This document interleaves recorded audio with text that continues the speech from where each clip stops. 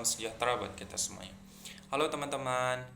Nah, pada kesempatan kali ini kita tidak lupa mengucapkan rasa syukur kepada Allah Subhanahu wa taala yang telah memberikan waktu luang terhadap kami dalam pembuatan video ini.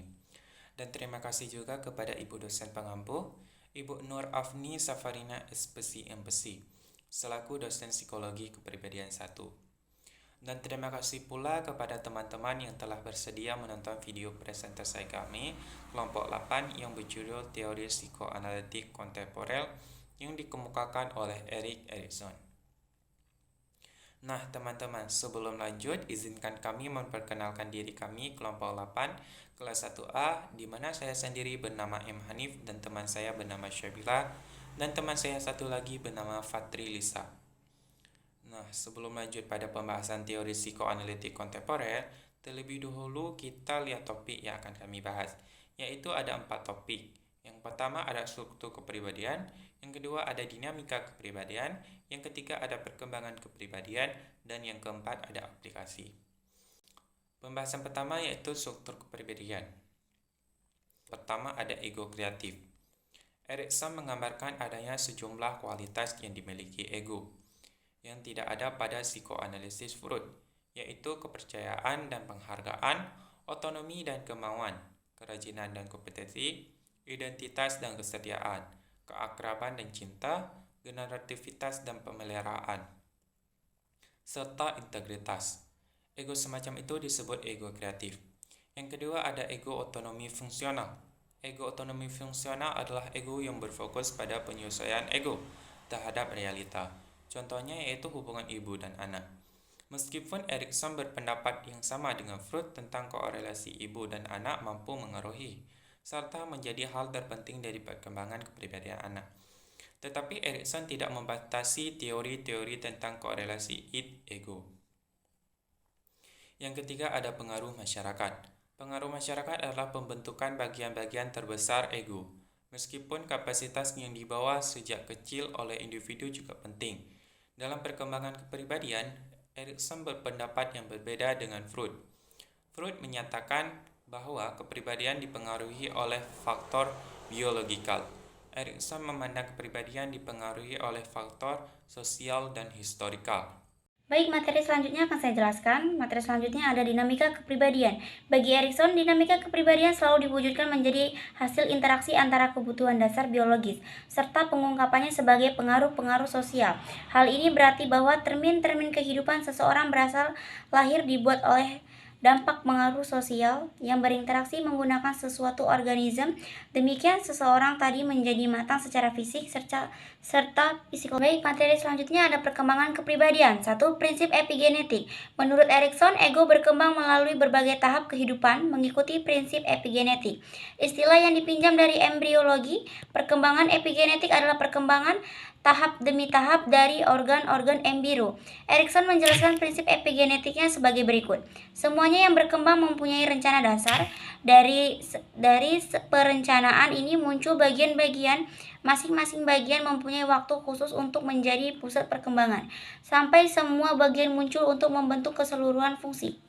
Baik, selanjutnya ada aspek psikoseksual. Perkembangan insting seksual infantil dipakai Freud untuk menjelaskan bahwa trauma seksual bisa dialami manusia pada usia dini dan bagaimana pengaruhnya pada masa yang akan datang. Selanjutnya ada konflik psikososial. Berikut 6 pokok pikiran yang dipakai untuk memahami teori perkembangan psikososial Erikson. Ada prinsip epigenetik, interaksi bertentangan, kekuatan ego, aspek somatik, konflik dan peristiwa pancaragam, dan titik balik. C. Ritualisasi versus ritualisme. Ritualisasi adalah kesepakatan saling hubungan antara dua orang atau lebih yang terus-menerus berlangsung dan mempunyai nilai adaptif atau dapat dipakai dalam berbagai kesempatan. Sedangkan ritualisme adalah pola hubungan yang tidak menyenangkan kedua pihak karena salah satu menduduki posisi yang lebih superior dan yang lain inferior. 2. Fase bayi 0-1 tahun. Aspek psikoseksual, sensori oral, krisis psikoseksual, kepercayaan versus kecurigaan, virtu, harapan, ritualisasi dan ritualisme. 3. Fase anak-anak 1-3 tahun. Aspek psikoseksual, otot anal uretral, krisis psikososial, otonomi khusus malu dan raga, virtual, kemauan, ritualisasi, ritualisme, bijaksana versus legalisme. 4. Usia bermain 3-6 tahun. Aspek psikoseksual, perkawinan gerakan, konflik psikososial, inisiatif versus perasaan berdosa. Virtu, tujuan sengaja, ritualisasi, ritualisme, dramatik versus impersonasi. 5. Usia sekolah 6-12 tahun. Aspek psikoseksual, terpendam atau laten, krisis psikososial, ketekunan versus inferioritas atau rasa rendah diri, virtu kompetensi, ritualisasi ritualisme, formal versus formalisme.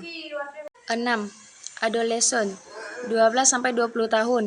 Aspek psikoseksual, pubertas, krisis psikoseksual, identitas dan kekacauan identitas, virtu, kesetiaan, ritualisasi, ritualisme, ideologi versus totalisme. 7. Dewasa awal 20-30 tahun. Aspek psikoseksual, perkelaminan, krisis sosial, keakraban versus isolasi, virtu, cinta, ritualisasi, ritualisme, afiliasi versus etilisme.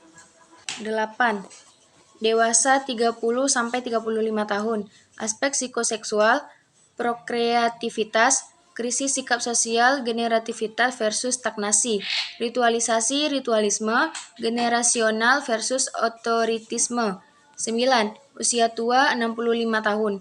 Aspek psikoseksual, generalisasi, sensualitas, krisis psikososial, integritas versus putus asa, virtu, kebijaksanaan, ritualisasi, ritualisme, integral versus spentisme.